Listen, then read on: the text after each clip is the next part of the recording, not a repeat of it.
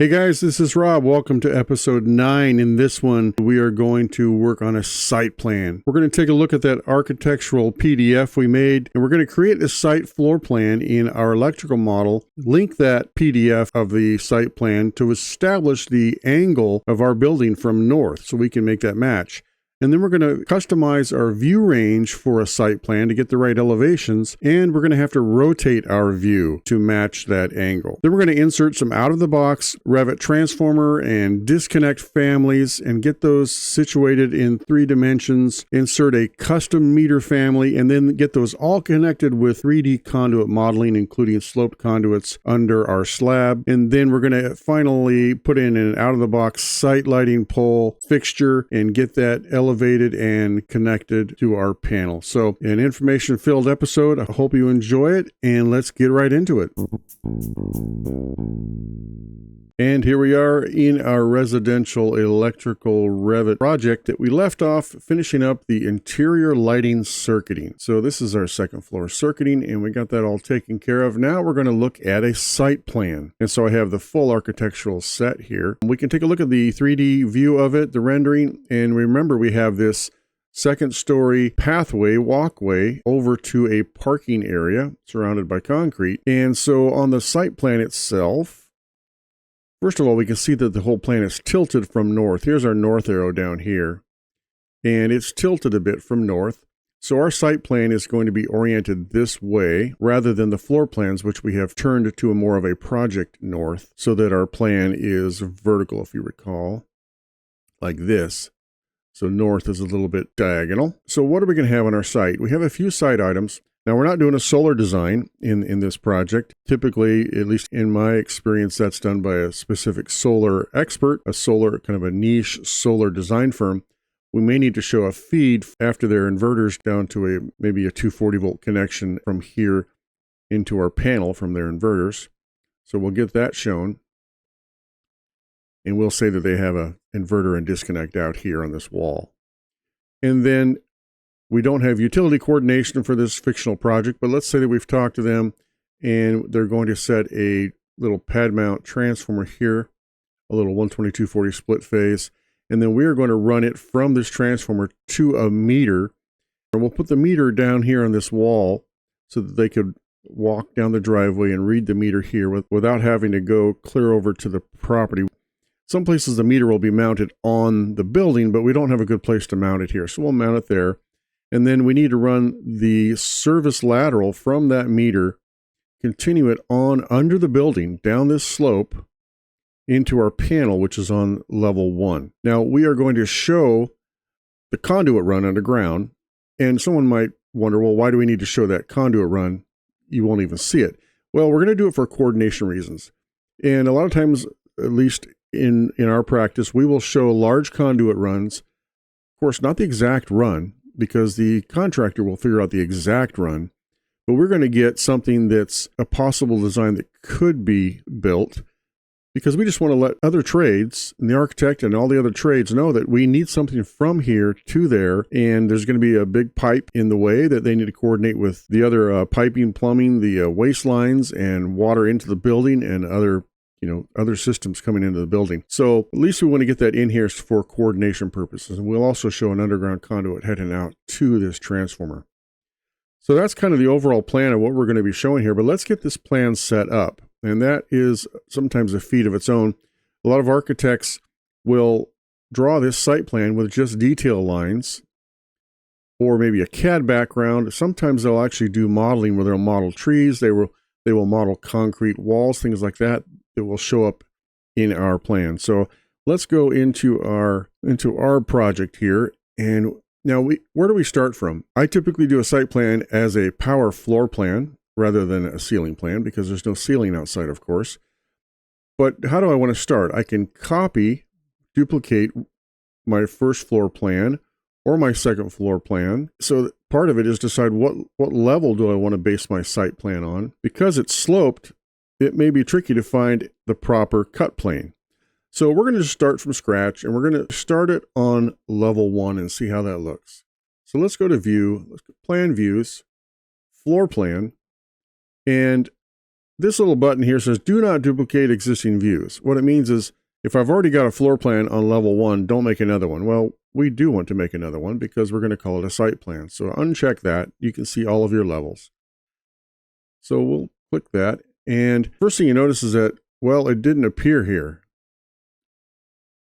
Well, Revit starts with a default view template, and it tried to make a mechanical plan out of it. So it's probably up here in a mechanical section way up here. So first thing I want to do is get this to the right location. Now we don't have a site plan view template created, and we may not need one. If you only have one type of plan on your set, you may not need a view template for it. Sometimes they'll create a view template just to be in the habit of using view templates, so that I don't wonder, do I go up here to change my view, or do I go down here to change visibility, for example? So we're going to create one. We're going to start with none for now, and then we will turn that into a view template. So the first thing I want to do is get this organized into our project browser. And that has to do with what discipline is under. So if you look over here on the right, and go down, you can find discipline. And that's when it assigned a mechanical discipline. Let's change that to electrical. That's a good start. Hit apply.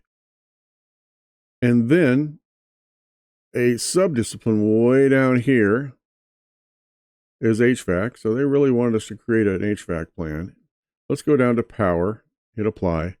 Now that sets up the organization in the project browser to get it down here under electrical, subcategory power, and there it is. And it just calls it level 1.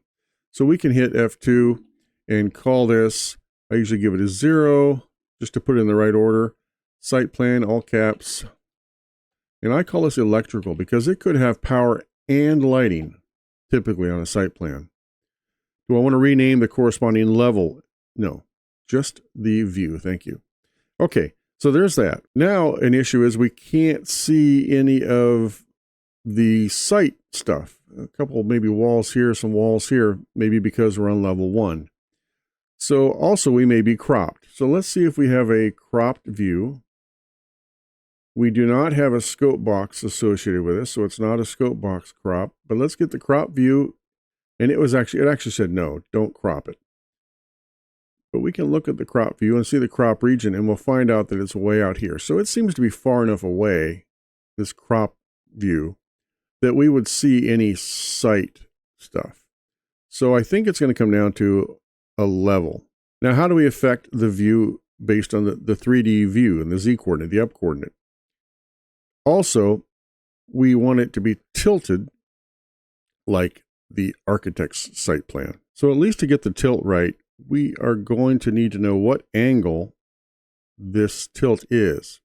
So what we can actually do is, if you have a PDF plan, and sometimes you'll have a CAD plan of the site, or even a PDF maybe from a civil engineer or your architect, you can actually bring this PDF in and underlay it into your project and draw on top of it and use it again as an underlay for drawing things, and then you can get rid of it when you're done.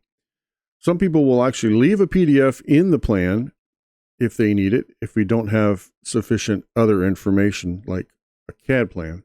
So let's see how to get this PDF in. So let's go ahead and up here in the Insert tab up here, where you can link in Revits and CADs, well, you can also link a PDF. So hit Link PDF, and then get to your folder where it is. And we have this one called the Basic Sample Project PDF, and open that. And it gives you a choice of which page do you want to bring in. So this looks like the site plan there. And you can go to a higher resolution. 300 seems to work. Say OK. And it's loading it. You can see the hourglass. And then it wants you to place it. Left click to place the raster image. Well, I can't see my image, so I don't know where it's going, but I'm just going to click in the middle somewhere, do that. And I get the warning, none of the created elements are visible in the floor plan. You may want to check active views, parameters. Okay, so we have a visibility issue. So a PDF happens to be a raster image, it's called. So let's go. We don't have a view template yet. We'll go to visibility graphics up here. And under model category, let's go down to raster images right there. Click on that, and there is our site plan. So it's in there, and we can move it around. Now, one issue is the scaling of it. it appears to be a little smaller than this. So how can we scale it? How can we get it to be the right size? It is just set up with a width and height, and a scale is set up for 96. Now, if you remember CAD days, you had to scale things. 1/8 inch was 8 times 12 is 96. We had a factor of 96. Well, this one is set up for 1 to 200, which is metric. Our plan is set up for 1/8 inch, and that's why it scaled it at 96. What we can do is, instead of being 96, let's just say we want 200 right off the bat. Directly. Hit enter, and there we go. Now let's see if that looks like it is the right size. And just kind of comparing them side by side, they tend to look proper. Well, now we need to rotate our model to match that. Well, you don't actually want to rotate your model itself.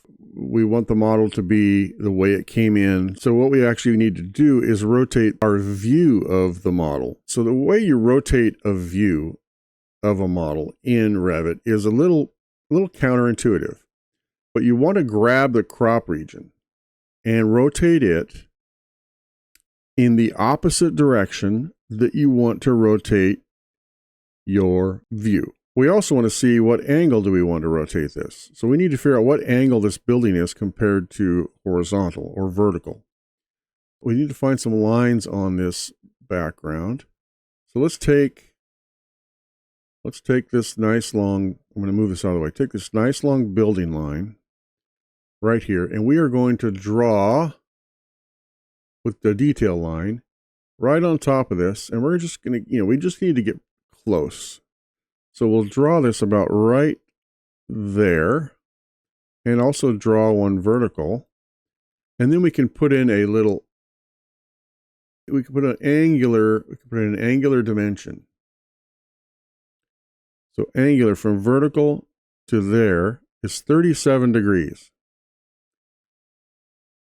So we want to rotate our crop region 37 degrees. But if I rotate it to the left, you'll see what happens. Let me do this. Click it, hit rotate.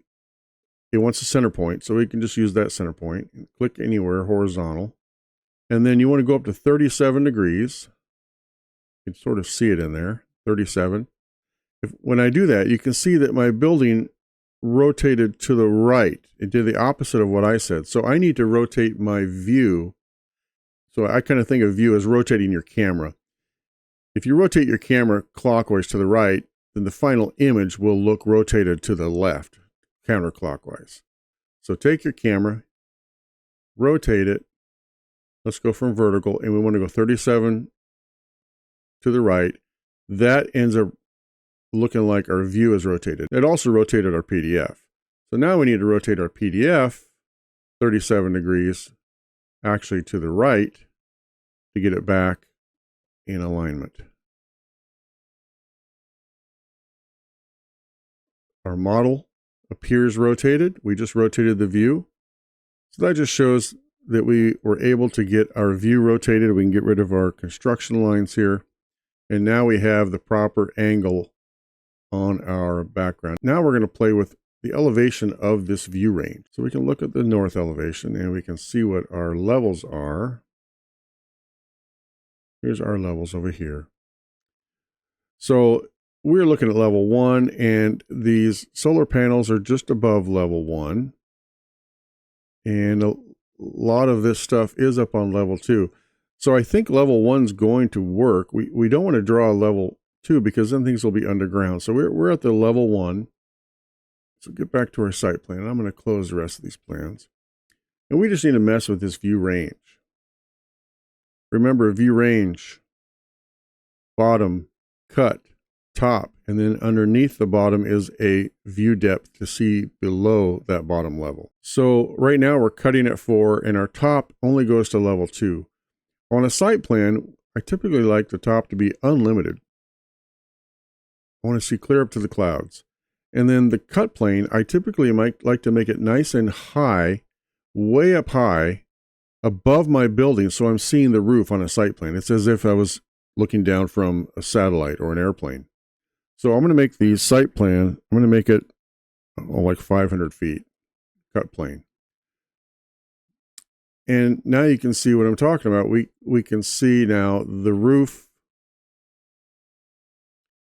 We see some of the plumbing fixtures through. So, we see a variety of things, but even though the cut plane's high, we see clear down to the bottom of it. So we can tweak what we see on this plan individually if just the view range itself doesn't work. I notice that we don't see these solar panels. So we may need to take a look back at this elevation to see what category they are. So as long as you have things turned on, selectable here, or you can do the same thing down here, you can hover and tab and try to click on one. There we go. Okay, so it is actually an electrical equipment in the architectural model. So we need to turn electrical equipment back on in our linked Revit file to see those.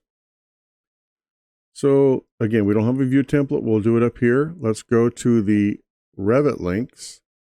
And right now it's set up just by whatever our host view says. And this brings up a good point that even in our host view, we're going to need to have certain electrical items on so that we can see them on our site plan. When we put our meter in, put a transformer, things like that, we need electrical equipment, electrical devices turned on. So let's go into our model and get those turned on. Fixtures and equipment. That does mean we'll see every single device inside the building as well. And we're going to deal with that in a bit with a filter. But for now, because our link is set up to be visible, display settings by the host view, our model, our electrical model is the host. We are hosting that architectural. So our host view settings determine what we see in the architectural link. So now, as long as we keep it host view, we can see it. If we change this to custom, then we would need to start turning things on and off. But right now, it mimics whatever we do in our host. On a site plan, I don't need to see grids. So let's go in here under annotations and turn off the grids. That turns them off in our model and in the link model because the link is following the host as far as visibility. Now, we don't have contour lines. We may not need those in our plan. People can look at the architectural site plan to see the contours. And let's see what the west elevation looks like. And we can see this extreme slope we have from the parking area. Here's the walls slope. So when we put our conduit in, we're going to have to keep in mind that we have to slope it down to get it underneath the building. So let's go back to our site plan. I think we are good to go with modeling some of our site features. So I'm going to go ahead and get rid of the PDF, at least from here. It's still linked into the project. I just don't have it showing right now on this view. Again, we're going to be turning some of this stuff off here with a filter. So let's not worry about it showing right now, but we do want to get this tagged because I do want that showing in my site plan. So just do a leader tag, point to this, P1. And that also makes me think about, do we have the right scale for a site plan? Well, the architect did 1 to 200, so it was more like a 1/16 of an inch. A lot of site plans are based on civil units, so 1 inch equals 10 feet, 1 inch equals 20 feet, 30 feet, things like that. So it sounds like 1 inch equals 20 feet would be the closest to the scale they used. So we're going to go ahead and change the scale. And again, because I'm not in a view template, I can do all of this stuff directly. And here's all your scales. So you have both architectural scales, which are based on fractions of an inch, and then you have what I would call civil scales, which are based on 1 inch equals 10 feet. So let's go 1 inch equals 20 feet. So let's at least get service into this building. Now, what do we have for a transformer? This is where we're going to start finding out what Revit has out of the box for us to use. We're trying to use as much out of the box families as we can on this project. Again, I use mostly custom content in our own firm's work, but as you're learning Revit, you may find it's easier just to use some out of the box. So let's see what we have. We look down here and under electrical equipment, we have only a dry type transformer. We don't have like a pad mount that you would see out here So let's go up to our Autodesk Cloud, insert, load Autodesk family. We've done this in previous versions. And you'll start with all results, and you want to go down to electrical. And then under electrical, skip the architectural ones because they don't typically have electrical connectors. And down here under MEP, we have electrical power, appliances, distribution, generation, and transformation. So we're looking for a transformer. Here's generators, dry types, transformers, motors. There's a wet type transformer, looks like a pad mount. So we will click on that and load it into our project. And it shows up under electrical equipment right here. And it's a wet type, 12 kV down to 480. Well, we're not 480.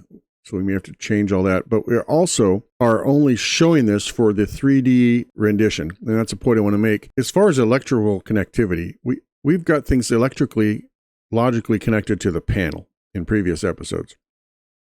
Do we need to electrically connect it to a meter and electrically connect it to a transformer?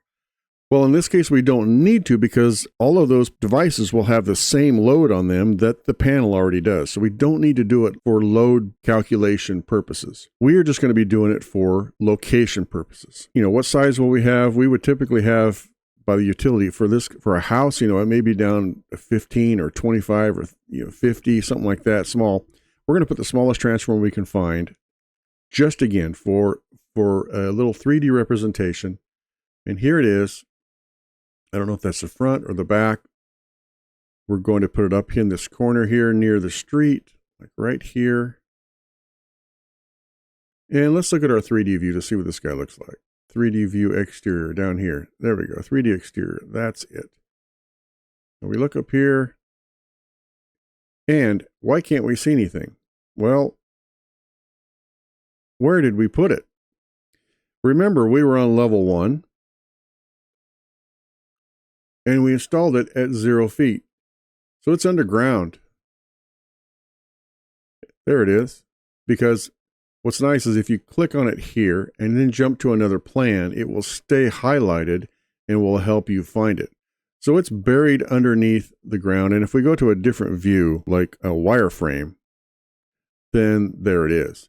So we need to bring it up to the level of the ground. Well, what level is the ground at?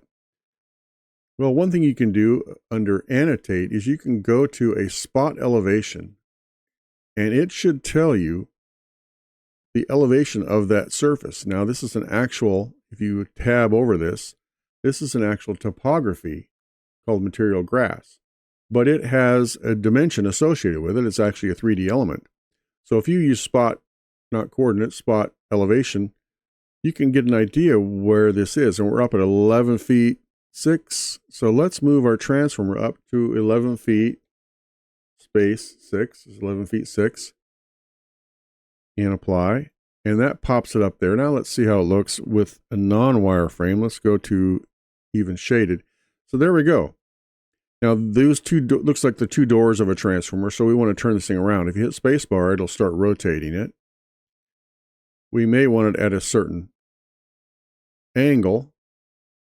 So when you're installing it, let me right click and go to create similar. When you're installing it, if you hold it over an angled line and hit space, it will try to align with that existing line. So that's one trick you can get things angled. The other way is you can actually click on device, hit the rotate, and then start using the rotate. But I like to try to align it. If I already have something in my model, I like to try to align it with that. So let's delete this one. And is this one also at the same? Yeah, it came in at the same height. So we'll put that there. And that's what it looks like. Now it's a little bit buried. We may have to raise it up and it's going to be on a pad. So let's get this up a little bit higher. Let's go to 12 and apply. It takes a second. There we go. And even 12 seems a little low.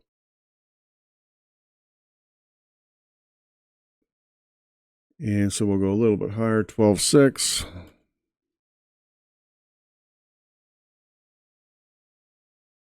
And we'll go one more. Let's go to 13. And again, we're not going to draw the pad. We're not going to get that crazy. We'll let the architects and civil engineers, draw a pad for us. But that's a good representation of that transformer sitting out near the street. Now we need to get a meter, and I'm going to say the meter is mounted pretty much at the top of this little wall. Now, what do we have for a meter? Again, we don't need an electrical connected meter. We're not connecting it electrically. So what can we use for a meter? So what we'll do is we'll just bring in a custom family that I've already created that we use in our own projects for this one. And I'll link up above to how you can create some of these custom families there. And some of these are pretty basic. So they're mainly just one or two extrusions, 3D extrusions with an electrical connector in some places. And we're not even using the electrical connector for this meter. You could also put a panel board in here and repurpose it to be a meter. There's a few things you can do. You can just bring in a 3D box. So what I have is a meter. Let me go down here and get it. It's down here under electrical equipment, and it's called ER meter base. So if I drag that in, there it is. And it's the top view of a meter, and the red is a clearance zone for a safe working zone. So this is just free floating. It's not hosted to anything. I can place it anywhere I want. Right now it looks like it wants to go in at 13 feet, which is probably close to what I want for my wall here. So what I can do is hover it over the wall like this and then hit the space bar, and it will rotate to match what's underneath, which is nice. Now, I don't want this on the face of this curb because it's low. I want it on top of the curb, but I'll maybe want the meter overhanging. So I'll do something like this, and I'm going to turn off the clearance lines in this case.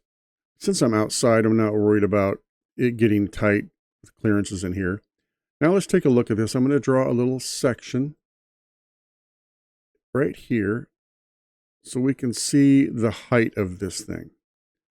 And right here, let's use our section view template. And we can see that it's down in the concrete a bit. It's just a box with a little meter sticking out. Very simple. Now we can just nudge this up. I'm hitting the arrow key, the up arrow key. We'll just nudge it up 1 inch or 2 at a time.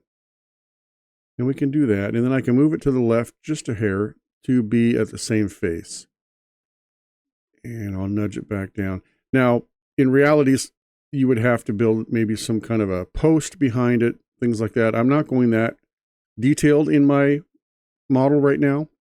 If I was to actually show a detail of this and show an installer how to mount it, I might do that. But in this case, again, I'm being diagrammatic. I just want to show the intent. So actually, because I'm going to have conduit coming up through this concrete to make it buildable, I'm going to pull this back a little bit and give us some room. So that is our meter installation, and we can tag it. If we give it a name, because it's an electrical equipment, it actually has room for a panel name, and we will just type in meter base. Now meter's fine in this case. And then use my tag by category to get this guy tagged. Now I'm going to use a leader tagged, and I already have an arrow assigned. If you don't see an arrow, you can click on your tag, edit type, and then here, leader arrowhead, you have a choice of arrows, and sometimes it comes in with none. I like the little filled thin arrow. And I'll put this here. That section line actually won't be there in the final printed product. So now we have our meter, and we can continue on with the rest of our site electrical work. So we've got our transformer, and up here, let's give that panel name. Any piece of equipment, they just call it a panel name. And we'll call it transformer. Apply that, and let's go ahead and tag that as well.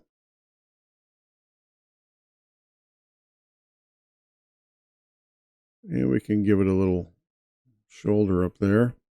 So we have a transformer meter, and then we have our panel P1 down here, again, which is obscured.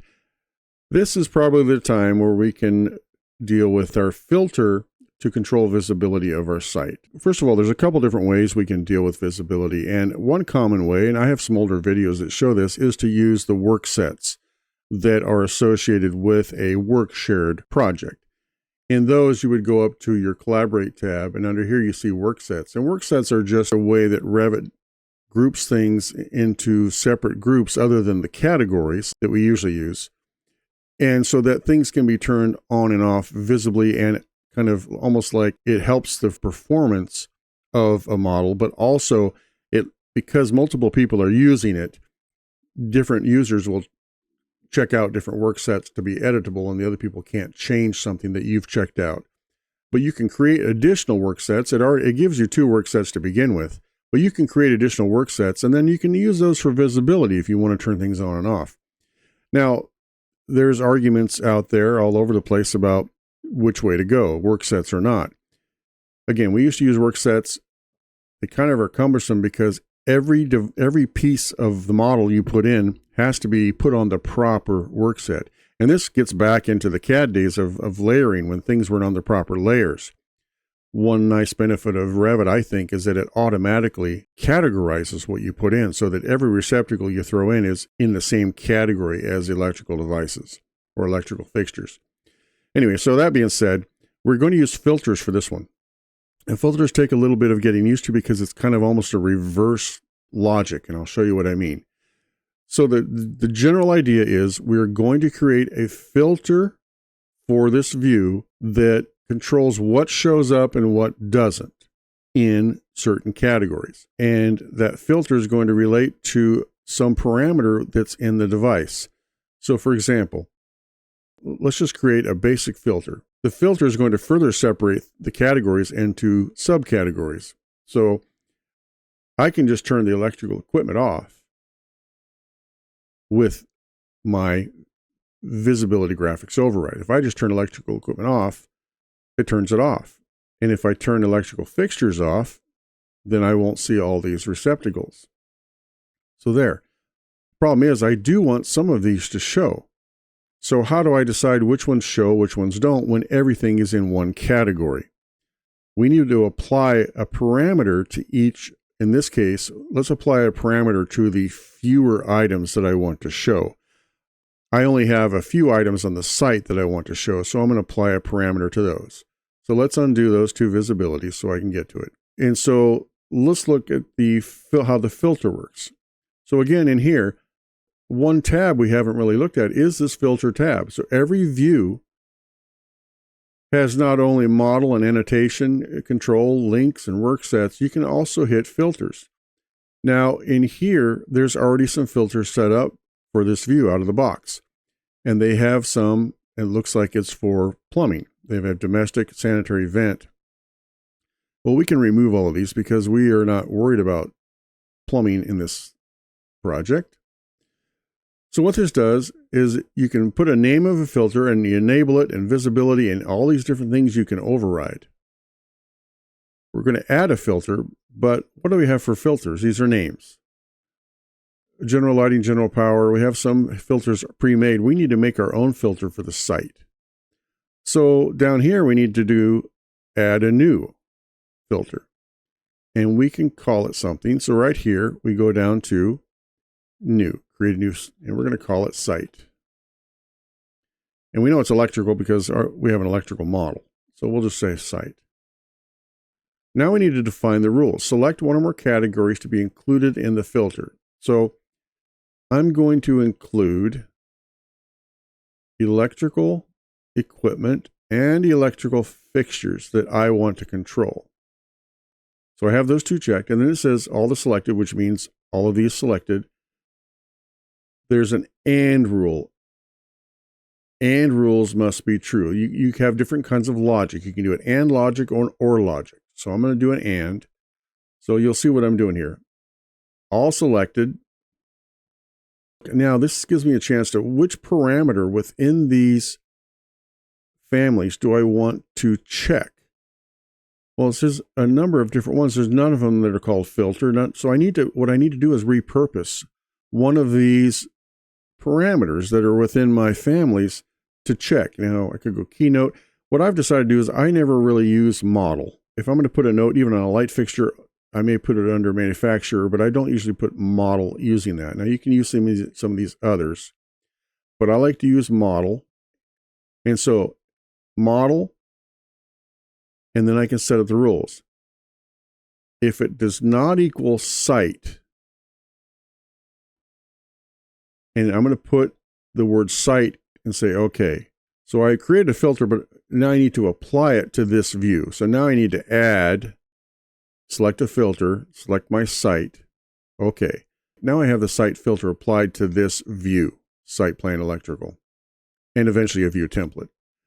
So I'm enabling the filter. This lets you easily uncheck them without deleting them. And the visibility. So what you have to do is look at the logic of this now. My rule is if it does not equal site, then right now it is visible. So the logic is none of these say site, so it's visible. What I'm going to want it to be is if it doesn't say site, I want it invisible. So if I click OK, now you can see that it turned off everything because none of them have the parameter set to site. Let's turn this back on, and once you do this a few times, it'll start to make sense. So now if it doesn't say site, it's still going to be visible. I go into each piece that I want to show on my site. And again, there's fewer pieces on the site than in the building. So under transformer, go to my type, and down here we'll find this model. I'm using this parameter to be my filter control, and I put site. Apply site. Okay. And then I want to do the same thing to my meter. Go to its model parameter. And now I can drop down and find it. And I can add more words to this. So if I want it filtered different ways. And then one more thing I want to show up on my site is this little panel. And put site under model. Apply it. Okay. Now these should stay showing up because they're in the architectural link. If they're not, then we'll have to go and turn them back on in the link. Now let's apply our filter properly. If it doesn't say site, we want it off. And now we have our panel showing and our meter and our transformer. We don't have these showing. So now that means we need to go back to our Revit link and actually don't go by host. We're going to go custom, and we want the custom here also, like we've done in the other videos. And we want to turn on electrical equipment, electrical fixtures. So we have those turned on. But what we also need to pay attention to is under basics, that filter will apply to this linked model unless because right here, view filters are by host view. We want no view filters in the architectural link in this case. So, okay.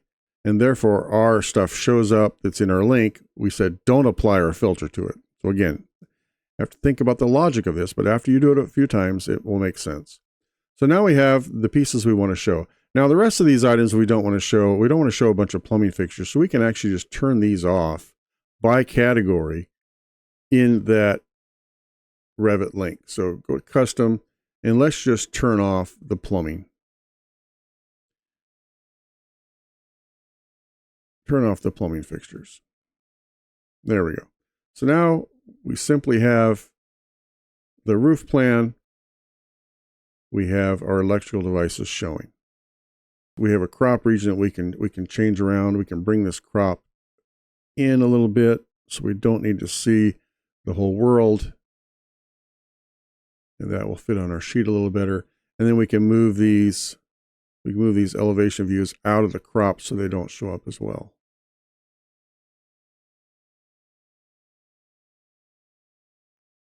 This guy is persistent. Get him way out here. There we go. Okay, now we've got that set up. Let's go ahead and get the connection, the disconnect for this solar connection. We're going to say that it's all a separate system and it comes down to a disconnect, which is mounted on this wall. So we'd already loaded this disconnect. We can go ahead and use that. Disconnect is an electrical equipment. Now, one thing we have to be careful of is that we need to make sure that it is set up for the site. So this disconnect, we are going to make sure that it has site. And we can bring that in and mount it to that wall. And it says it's not on the host face. It's probably a height issue.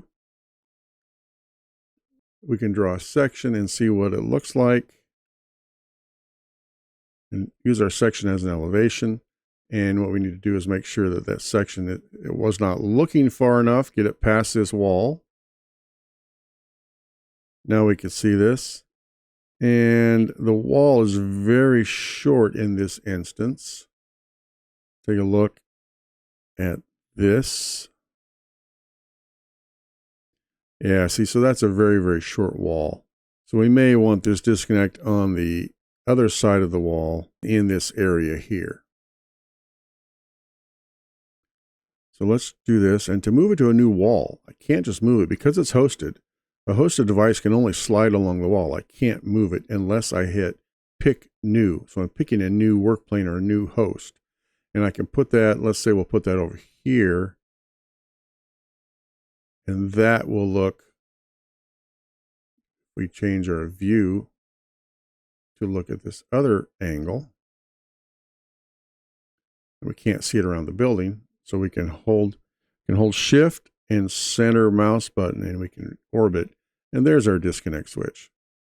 So that seems like a more appropriate place for it.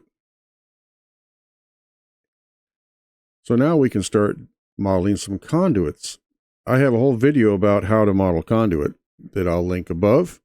We need to put in some sections so we can do this horizontally. We'll start at plan view and we can start by giving some vertical heights.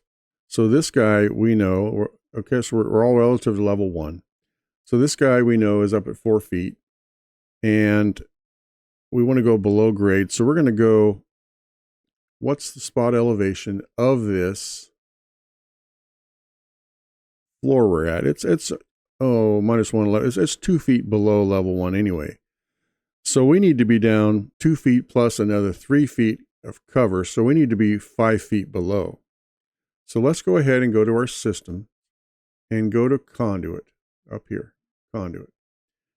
Now, over here we can pick what level it's at, and down here we pick what trade size diameter, and we're just going to be using rigid non-metallic. So like a PVC schedule 40, and that's fine for this. We're just going to be showing a conduit, a pipe, and so the material itself doesn't really matter for our purposes. Now, electrical contractors that have detailers will get into specifics of exactly which kind of conduit is it and exactly which fitting. So we're just going to draw a basic elbowed kind of conduit to show design intent for space planning. So we're going to say that this little solar only needs 1.5 inch conduit. You would base it upon the design you got from your solar installer. Let's say they told us we need 1.5 inches. And we want to go, the top elevation is going to be -5. 5 feet below level 1, which puts us 3 feet below this concrete. So there. Now we can start. Now if I click right on the device, it's going to try to connect it. And I don't typically connect conduits to the device because it makes it hard to change later. And I show that in that video. So I'm just going to get close, like right there. And then I'm going to start drawing it. Now, as I draw, I notice I cannot see what I'm drawing. Well, we have another visibility issue. We're 5 feet below level 1, so we need to adjust our view range. As you recall, the bottom was at level 1 with 0 offset, and then the view depth down below level 1 is set. There's no view depth below, so we need to see below the view depth. So I'm going to go associate level, and I'm just going to go, so I'm at least 10 feet deep. I can see it 10 feet below. So let's try that conduit again. Conduit, it remembers what I did before. Let's get close, and now I still can't see the conduit. So there's some other visibility issues. Do we even have conduit turned on in this plan? Let's go look at this. And there we go. Our electrical site plan does not have conduits and conduit fittings turned on. So turn those on, and let's try it yet again. Conduit. We have everything selected still. Go from here close to this disconnect. And now we see a line. Now we can draw a conduit over to our panel. Now, if we had structural drawings, we would see footings and things like that we need to dodge. We don't have all that information, but we can assume with these walls there'll be footings. So we may go down this way and then come into the panel this way. We're going to do that. Go here and then come in And again, I don't want to attach. If I attach to the panel, then it's going to give me, see how it shows up here on this little diagram here. I'm at the top of the panel, and now I can move where in the panel am I going to connect. You can do all that, but it connects it all as a network, you call it, or a chain, so that if I move one thing, that all moves together. And I like independent control, so I'm not going to connect it to the panel. I'm just going to right-click, draw conduit. I can continue my conduit. If I already have a piece done, I can right-click on this connector and say draw conduit. I don't want to create similar, because that would just create a separate conduit. I actually want to hit draw conduit and then pull it down and get close to my panel without touching it, and you'll see why there. So let's see if we're good with elevations. Now, what you see typically is this green circle, and that's showing the end of the circular end of my conduit. So I want to make sure these views I'm working on are set up for a fine view, which actually shows the 3D size of the conduit. And even that site plan, I need it to be a detail level fine. And you can see it even changed these solar panels, how they look. But now I can see my three-dimensional conduit, a center line, and then two walls of the pipe. To connect this, I need to bend it up and into this disconnect. Well, I can't do it from this view. I need to do it from a perpendicular view. So let's do another section right here, and you'll be doing a lot of sections when you do conduit. A little section here. And instead of having to redo all these settings, I'm going to create a section view based on this, a section view, and I can change whatever scale I want, but I'm going to create a section view template. So where am I? I'm up here in section 10. I'm going to right click this. I'm going to say create a view template from this view. Enter a name. I'm going to give it the ER, and we will call this section distribution. I do distribution because that means I'm drawing conduit and such. So it'll be an extra fine view. And there we go. And then I want to apply it to this view. I already have an elevation. Let's do a section. Now, when I create these other sections, I can simply go to my view template, go to section, and it pops everything in the way I want it. There's my 3D. Now I notice the crop line is not helpful, so I need to get this crop line fixed. Now there's things I can't see. There we go. So I bring it down, and now I can see things. Now I can move my levels out of the way, click on my level, and move it out of the way. Now I have the levels from the architectural link showing, so I can turn those off in here. And I do that with Revit links, custom, annotation, custom, and I can turn their levels off. And that way my levels show and I can move them around. Okay. Again, that's the joy of having a view template for this section. There's my little disconnect. Where's my conduit? I need to go down a little deeper.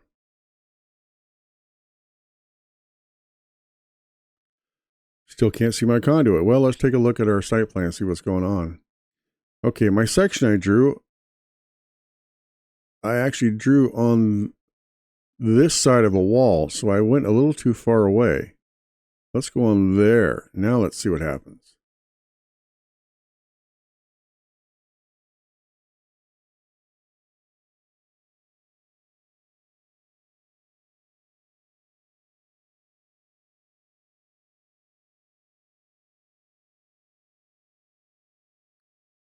Take a look again. Click on this. Well, it looks like I ended up mounting this up at 9 feet. Somewhere in here when I was going back and forth, it lost my height. So I can simply make this back to -5 feet. And because it's all connected, it should move the whole piece. Let's see if this one got moved. -5, yes. So it moved the whole piece that's connected. And that's another reason I don't want to connect to my panel. If I did that, it would have lowered my panel 5 feet too. So that's why I don't connect them. So let's take a look at this section again. And here we go. Here's our conduit showing up. And it's kind of another slab here. So I'm going to go even lower. And I can just actually take this and drag it down. And we're down around 7 feet. I want to take this conduit and turn it up into this disconnect switch. So I can click on it, right click, draw a conduit, and I can turn it up. Now I'm not right under it, but I'm close. I'll go here, and I missed it. Once I draw it, I can change its angle like that. And then if I just grab this piece of conduit, I can slide it around now and get it underneath this. Now we have pretty thick walls because of this scale. Now if I was to change the scale of this and get it to more like a 1/4 inch to the foot scale, which would be, or an 1/8 inch or 1/4 inch, would be a more typical section and detail. So there we go. So I like my section that kind of scale. And I can get it close, you know, actual mounting, they may have unistrut or something on here, but for now, we're just going to strap it to the wall. We're not getting that detailed on this. And then, again, if I pull this up here, it'll connect it. But so what I do is I click on it and just use the align tool. If you just align it to the end, it doesn't physically connect it, and you don't have that issue. This is just a section for a working section. I'm not going to be dragging this onto a sheet. But there we go. We can see our conduit coming up into our disconnect. This is helpful just to make sure everything's aligned properly. And if you're getting some value out of this video, I would sure appreciate you clicking on the like button down below to help spread it around. And then also, if you want to stick around for more electrical only content, go ahead and subscribe. Sure appreciate it. Thanks, guys. So back to our site plan. Now we want to take a look at another section, and we want to bend this one up into the panel. So we need a section that's parallel with the conduit, if you will. So I guess, yeah, so it's a parallel to the conduit. We can just move this guy and use this section. Again, it's just a constructability section. And here's our conduit. It looks like we're still good. We're underneath this lower slab or foundation. So we're going to bend this straight up into this panel. So the same thing, click on it, right click, draw a conduit, get it up vertically, get close, and then I'm going to pull this over to the panel and use my align tool. Align it to the bottom. And there we have that drawn, and we can't see it in this view because it's all hidden. But now we have that shown, and on a site plan, you'll be able to see that conduit run. So it will give other trades, gives the electrician an idea that we need to go from here to here, and it gives other trades the idea. Now, this is not electrically connected. It is just a 3D representation of a raceway system. We don't need to electrically connect the solar panel because they're actually a source. It's just a representation. So now we can do the same thing with our transformer. This is, I think we figured out a 200 amp service. So, you know, it might be a 2.5 or 3 inch, something like that for pulling reasons. So we're going to go ahead and do a 3-inch conduit from the transformer to the meter, and then from the meter into the panel. So let's start out at the transformer. Now let's again figure out what height are we dealing with. A lot of sites will be pretty flat, but others like this one are not. So we need to have an idea where we're at. It's not seeing our surface from this view. So we may have to go to 3D view to get that elevation. I think we kind of knew where this was already. We're at 13 feet. So we can go about 3 feet below this and work our way over to our meter, which is right here. So we are going to start a conduit, draw a direct line underneath all of this slab to our meter. So on the site plan, let's start drawing our conduit. Hit the systems, conduit, We're going to go with 3" in this situation. You can pick them from the drop down. And then our upper top is going to be, we're 13 minus 3, we're going to be at 10 feet. If you want to get really picky on a transformer, looking at the face, the primary comes in on the left, looking at the face, and it leaves the right. So we would leave somewhere under this section of the transformer. And that's a point to be made, is that when you're doing any conduit work, you really have to get a little more into how conduits attach to things.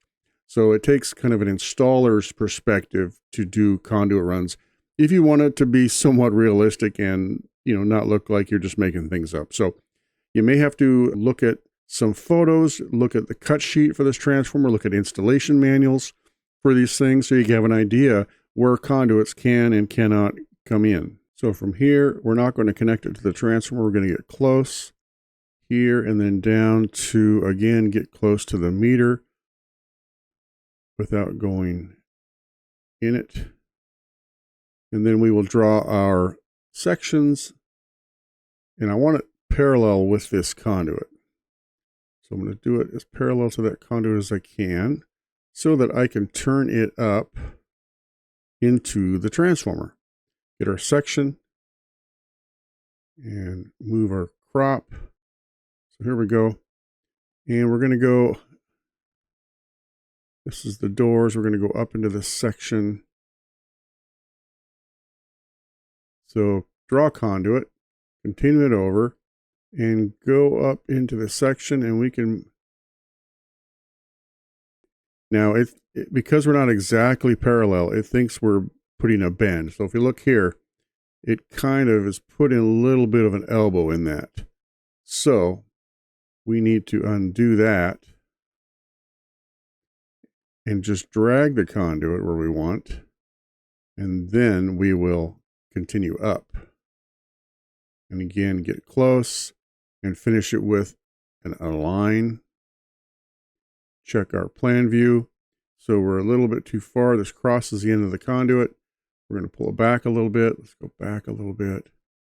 And I go back and forth between plan and section. That is good enough for us. And then down here at the meter, we want the same kind of section. So just move this guy down. And we'll get this over here, continue it to underneath the meter. Right click, draw a conduit, and bring it up near the bottom of it and extend a line like that. Check our plan. And that comes in right there. And again, that works out well for us. So that's that conduit. Now let's take a look at actually the depth of this conduit and make sure we're okay. The full length. So extend this section, and we have to extend this section view rectangle as well. And take a look at the whole route. Now, as we can see, we did not go deep enough for this slab. So now we can simply pull this down and get it down underneath the slab. And it doesn't have to be too deep. It can be pretty close to the slab. So now we are fine with our depth. And it'll be even more important on this next route when we come way under the building to get up into this panel. Now, some might say, let's try and just run it underneath this bridge and then down in. But we have, it's called unprotected service conductors. There's no main breaker out here at this meter. So there's no overcurrent protection, no fuses, no breaker, circuit breaker to protect this line coming in from the transformer into our panel, because the panel has the main circuit breaker. So code-wise, this is called unprotected service conductor. It has to be outside of the building. And once we come to here under that bridge, how would we could then go down underground and come up. So we could do that, but I really like to have this unprotected service conductor buried out of the way so people can't even get close to it. So let's go ahead and take this down to this area. The same conduit, I can right click and say create similar. It's still a 3-inch conduit. I'll keep it the same depth that it is right now. So I'll take it from this other side of the meter and let's go down towards our panel. And can I do a straight shot? I pretty much can. Look at that. So we'll get close to that panel right there. And then let's get our sections parallel to the conduit.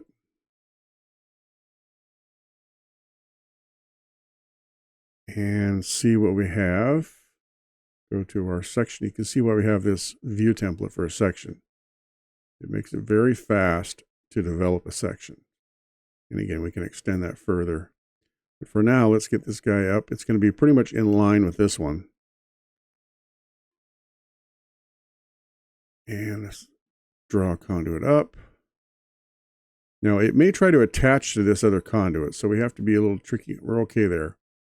Sometimes you have to play games with what's visible, what's not. Get different angles of your section. Looks like we're okay there. And then let's extend this section. We can just extend it here rather than in plan view. Okay, so here we go. This is where we have to dive down and get underneath this slab. Now let's see what's below that slab. So we have to get way down below this slab to get it up into our panel, like we did this other conduit. So how can we do that? Well, we can take this guy and can we turn it like this and make that work? Let's see. It did. It let us. It bent the elbow along with us. So it provided the elbow and the bend just like we need. So now we can bring this another bend and go horizontally. Now, sometimes if you're going to interrupt a conduit you already have, you don't want to touch it because it'll try to connect it. I will tend to go a little bit further or keep it a little bit shorter so they don't interrupt, and I can always back it off. So I can get my bend in here and not be directly under the panel. And then I can move it to where I want it to be. Right there. Check out this, and it looks like we're good to go. And to document this, I would put some notes on these conduits and refer them back to our one-line diagram, which we will eventually continue to add to. So we can just go with some text and just say, I use UG for underground, and this could be in your symbol list when we create that. Underground, service, lateral. And I'm not going to put a size on this because that will be sized on my one-line diagram. Now for this kind of tag and leader, we can leave it as an arrow, but you can also go over here and you can create another type of tag. It's a type parameter. So what I'm getting at is I want to put a loop around this instead of just an arrow. If I just change this to a loop, all of the type 336 arrow will have a loop. So I need a separate type that is a loop. So just like anything else, I can take this and edit my own type, duplicate it, and then I can put afterwards, I can put loop to show that it's a different style.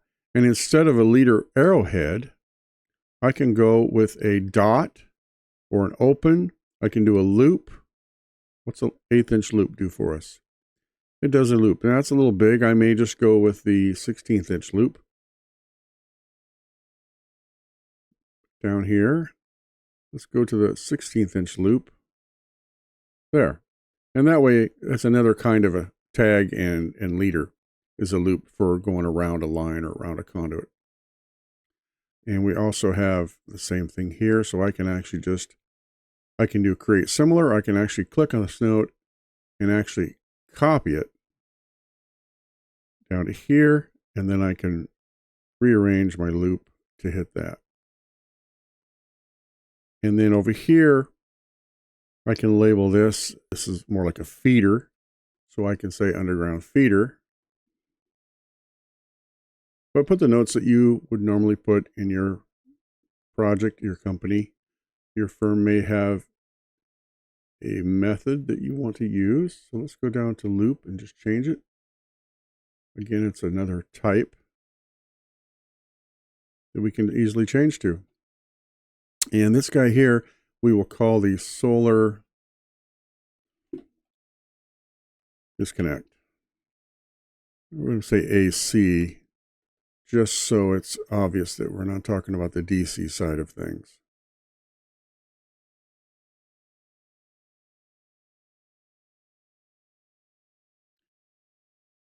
All right.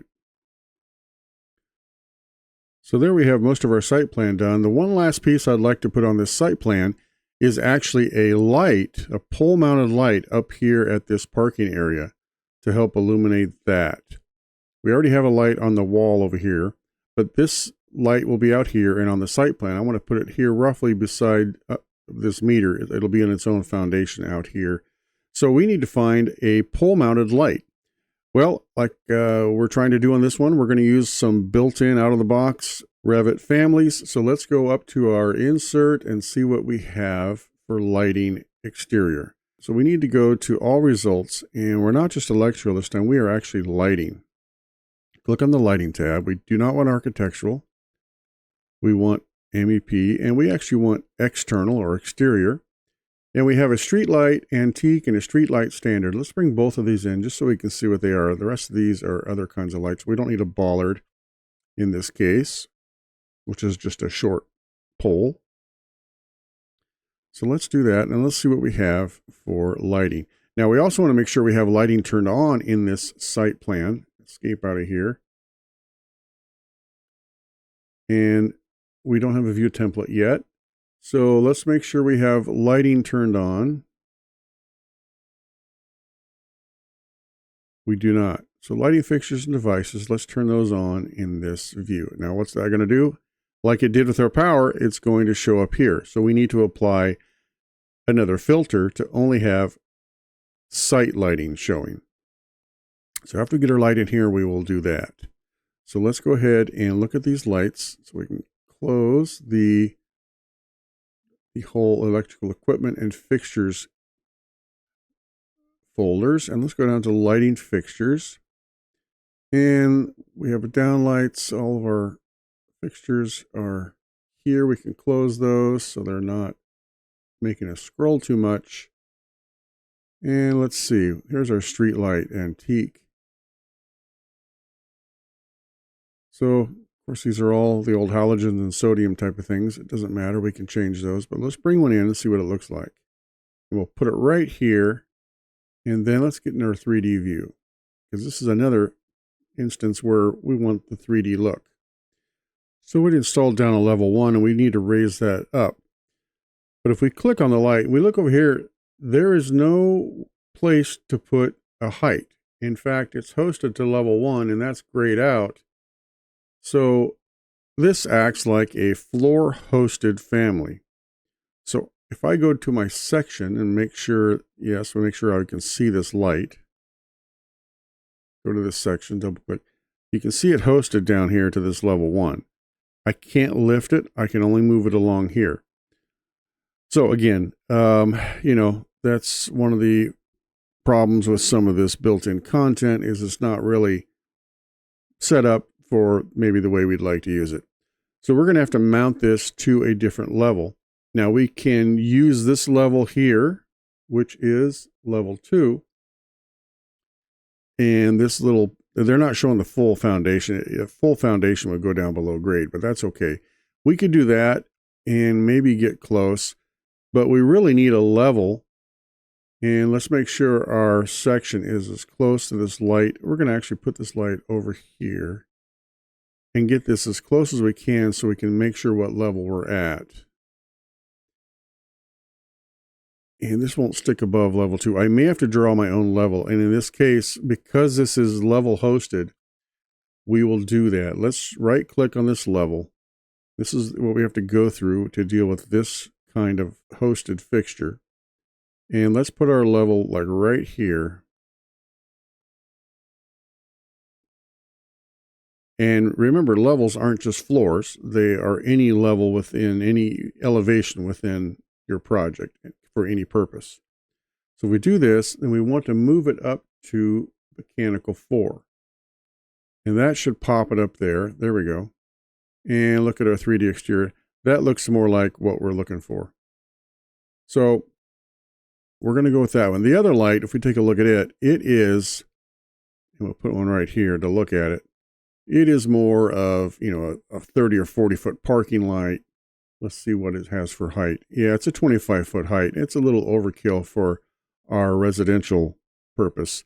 And even if this isn't the best looking light, it's a little more residential look to me. So we will use that guy there. And then this will need a type. So let's go back to from our previous episodes, we created a fixture schedule, lighting fixture schedule, a start of it. So we will see that we can go with an L12. We went L1 through L11. Let's do an L12 for this fixture. So let's edit the type. And if you need to see how we did all that, go back to previous episodes and you'll see how we created this start of a lighting fixture schedule. We will call this L12. And we'll look at the cut sheet and say that it ends up being a 150 watt. It ends up being a 100 watt LED fixture, and type mark so it displays the tag properly. It'll be L12. And our description is post top area luminaire. Something like that. We can tag it. We do not need a leader. L12. Now, the only thing we're going to see is that symbol right there, which is not very dark. Again, if I was doing this on my own custom family, I would have an actual symbol that has maybe some more line work to it that's more bold, but that's what we get for now. And then we want to circuit that up to our panel. Now, we don't need to draw a conduit for this one because it is just it's probably a 3/4 inch conduit. I don't typically model anything smaller than like 1.5 inches. We just don't need that level of detail here. So let's just do an actual circuit. So power this to our only panel, P1. Now, what voltage is this at? We didn't check. I think it's just 120 volt. Oh yeah, it was 120 volt when we brought it in, so we'll leave it there. If you're going a long ways, you may need a 240 volt light, but we're close enough where the 120 should work. Again, this is residential, so that should be fine. And we'll call this lights, and we'll call it parking, the parking area. Apply that, and let's get a home run. And that didn't work. Try it again, arc wire. Now, why didn't the wire work? Let's see if we have wire turned on in this view. Another visibility thing, which again, you run into a lot of times. Wires are turned off. There we go. And it only did one. I mean, I hit wire twice, but if it's already connected, Revit knows that it's already connected and won't do another one. So let's get that over here. Again, you have to remember this section won't be there. And hit a tag for this home run. Go into circuit 26. And again, it's close enough. Revit's not great at voltage drop calculations, and there's a bunch of videos out there on YouTube that explain why. For one single fixture, it may be appropriate, but when you have a whole line of fixtures, it figures all the load at the furthest away element, and it just really screws up a voltage drop calc. But for one single fixture, we can use it. So take a look click on this and go over to the wire size, and it still puts it at number 12. If we tab over the circuit to actually light the circuit and click on it, now we can see some more circuit data, and you'll get actual voltage drop, which is 0.25 volts. Now, we actually want that as a percent. And if we go into the options, you can see that we set it up for any branch circuit. We will allow up to a 3% voltage drop before it upsizes. So it did not upsize for us. 0.25 volts is of 120, our nominal voltage, is only a 0.2% drop. So we are fine. It's a very small load. It's only 100 watts. So anyway, voltage drop is done, but you have to be careful how you apply it. For a single piece, it's not so bad. Now the last thing we want to do is get the rest of the interior lights off, and we need to apply a filter. We can use our site filter. If we put, like we did on the rest of the electrical, on the rest of the power stuff, we added that parameter. In here under model, we used site. And let's see, we don't have that into a light fixture yet. So we will add it.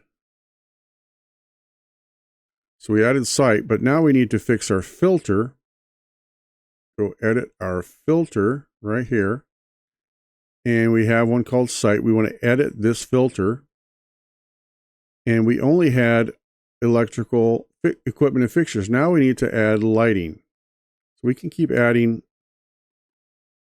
And we don't have devices out here, but we'll do it anyway.